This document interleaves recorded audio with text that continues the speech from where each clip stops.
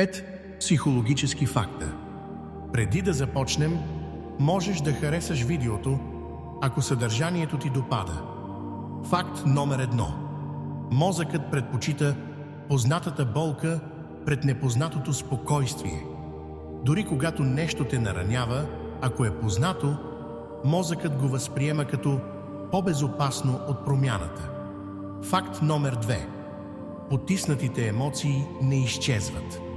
Те се натрупват и излизат по-късно като тревожност, гняв или внезапни сривове. Факт номер 3. Несигурността създава по-силна привързаност от стабилността. Мозъкът се закача за това, което не може да предвиди. Факт номер 4. Мозъкът не търси щастие, а бързо облегчение. Затова навици и зависимости често печелят срещу дългосрочното добро. Факт номер 5.